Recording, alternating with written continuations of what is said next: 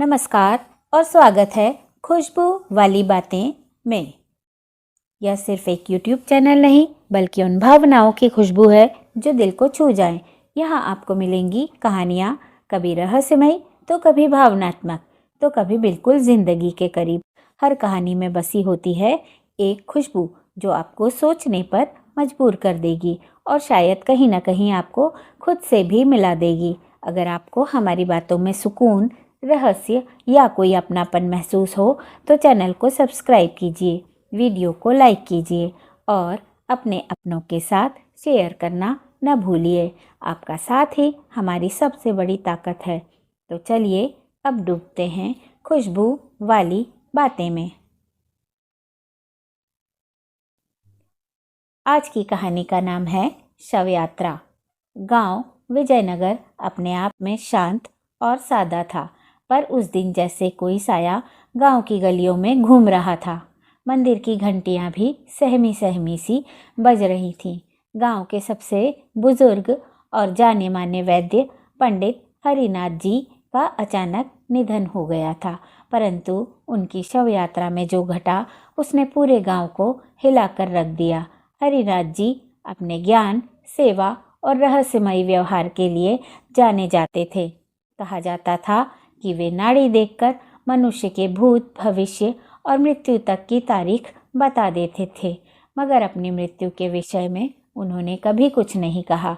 जिस सुबह उनका निधन हुआ, उनके करीबी शिष्य राघव ने उन्हें शांत मुद्रा में बिस्तर पर देखा, आंखें बंद, चेहरा मुस्कुराता हुआ, जैसे कोई रहस्य अपने साथ लेकर गया हो। गांव के लोग इकट्ठा हुए। शव यात्रा की तैयारी हुई। फूलों से सजी अर्थी, मंत्रों का उच्चारण, ढोल नगाड़ों के बिना शांति में यात्रा आरंभ हुई। लेकिन जैसे ही शव यात्रा गांव के बाहर स्थित पीपल वाली ढाणी पहुंची, हवा एकदम थम गई। तभी कुछ अजीब घटा।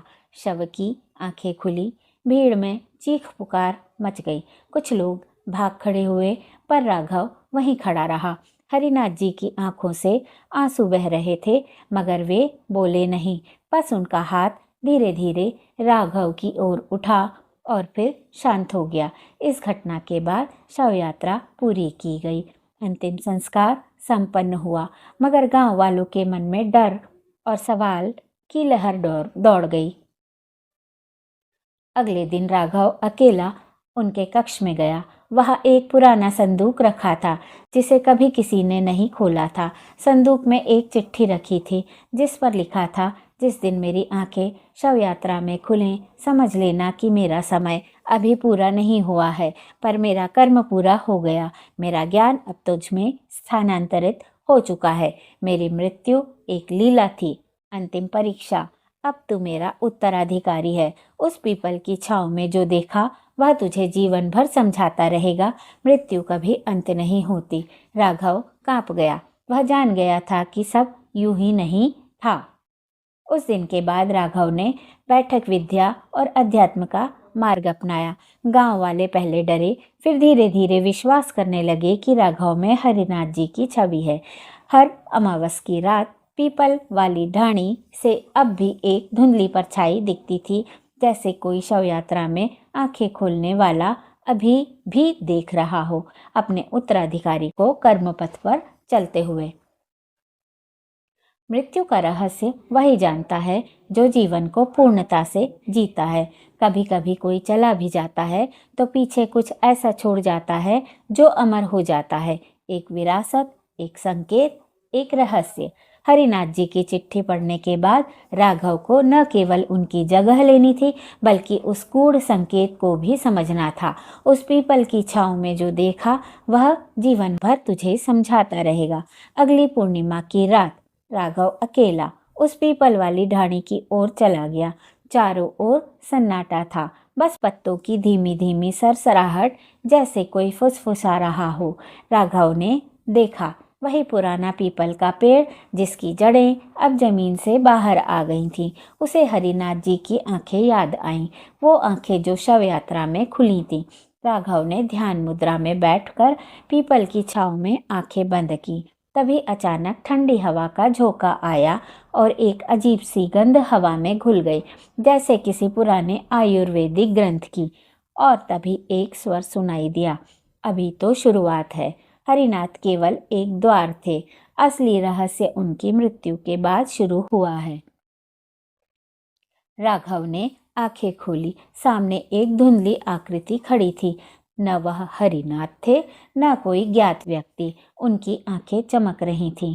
वह बोला, तू उत्तराधिकारी है, पर उत्तर जानने के लिए तुझे पहले 3 द्वारों को पार करना होगा। पहला द्वार स्मृति द्वार, जहाँ तू अपने ही बीते जन्म को देखेगा। दूसरा द्वार माया द्वार, जहाँ सत्य और भ्रम का अंतर मिट जाएगा। तीसरा द्वार शून्य द्वार, जहाँ मृत्यु भी अपने रहस्य खोल देगी।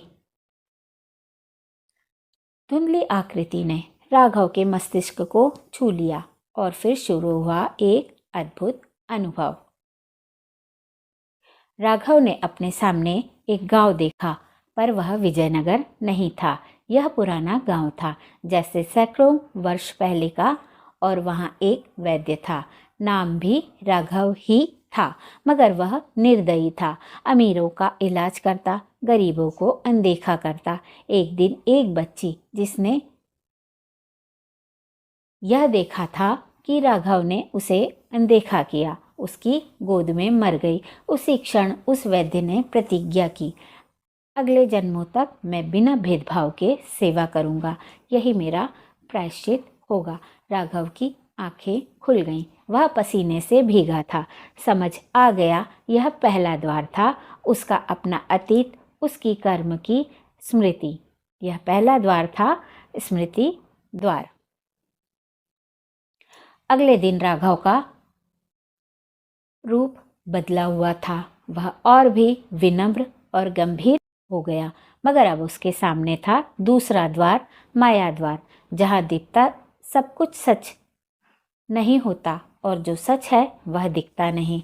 अर्थात जहाँ सत्य भ्रम बन जाता है और भ्रम सत्य बनकर सामने आता है। पहले द्वार स्मृति द्वार से गुजरने के बाद राघव अपने अतीत के बोझ और प्रायश्चित को पहचान चुका था। अब अगला द्वार था माया द्वार, जिसे पार करने से पहले कोई यह नहीं जानता था कि उसमें कदम रखते ही क्या असली है और क्या केवल एक छलावा। तीसरी रात, आधी रात का समय, राघव ने फिर पीपल के नीचे ध्यान साधा, जैसे उसकी चेतना किसी और ही आयाम में प्रवेश कर गई। चारों ओर सफेद कोहरा था और सामने एक भव्य दरवाजा, माया द्वार, धीरे धीरे अपने आप खुला। राघव जैसे ही भीतर गया, उसने अपने चारों ओर वही गांव विजयनगर देखा, लेकिन कुछ अलग था। हरिनाथ जी जीवित थे, स्वस्थ और मुस्कुराते हुए। राघव खुद भी शिष्य नहीं, बल्कि एक आम बालक था। माँ जीवित थी और पिताजी भी। गांव में कोई दुख नहीं था।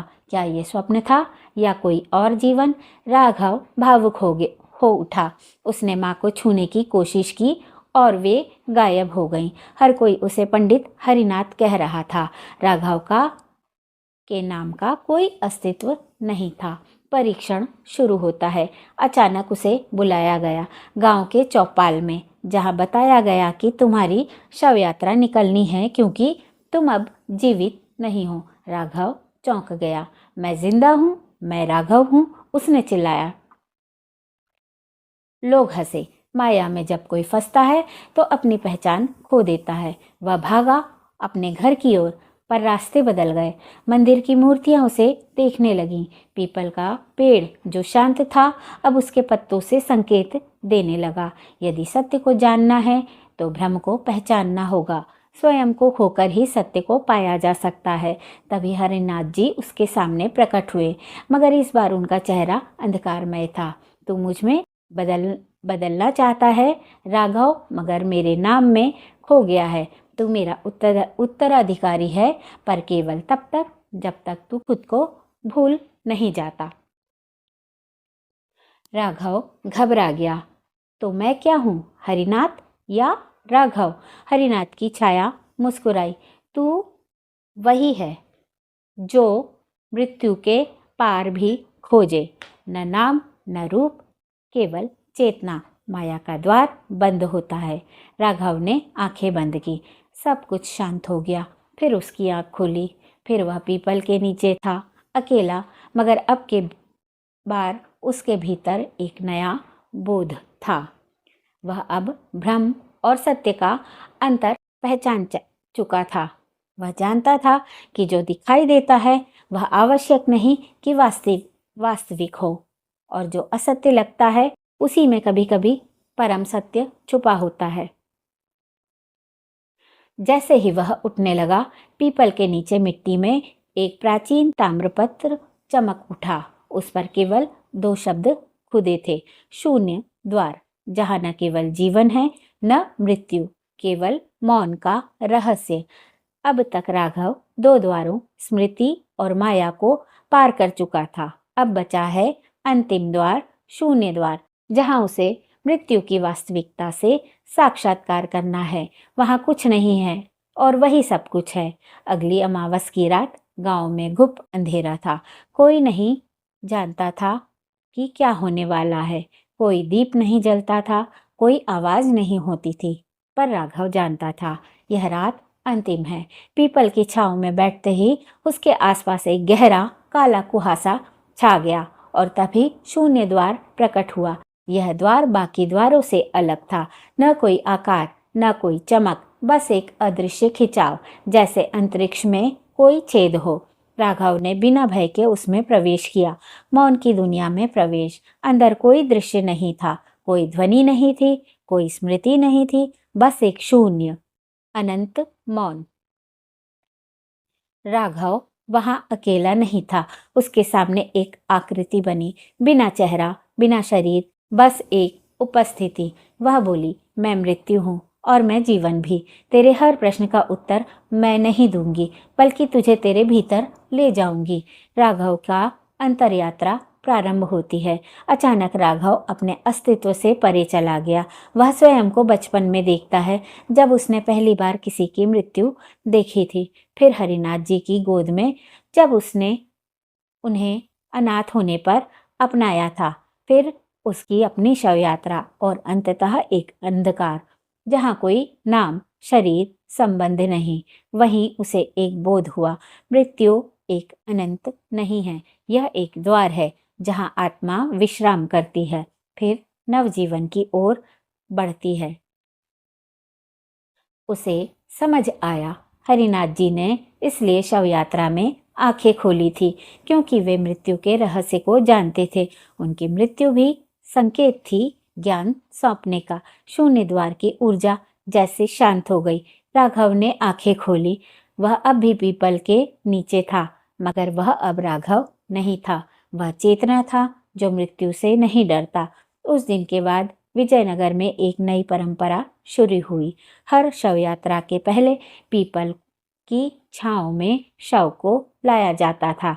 राघव अब वैद्य नहीं, बल्कि जीवन और मृत्यु के रहस्य का वाहक बन चुका था। वह हर किसी को बताता, मृत्यु एक यात्रा है, जो उसका रहस्य जान ले वह जीवन को पहली बार में ही जीता है। शव यात्रा केवल एक शरीर की यात्रा नहीं होती, यह आत्मा की अग्नि परीक्षा होती है। जो लौट आए वह केवल मनुष्य नहीं रहता, वह प्रकाश बन जाता है। धन्यवाद। आपने इस पूरी वीडियो को दिल से देखा और महसूस किया। आपका हार्दिक आभार। उम्मीद है कि खुशबू वाली बातें की यह कहानी आपके मन को छू गई होगी। अगर आपको यह वीडियो पसंद आया हो तो अगले वीडियो से ज़रूर जुड़िए, क्योंकि हर अगली कहानी एक नई खुशबू, एक नया एहसास, एक नया रहस्य, एक नई भावना लेकर आएगी।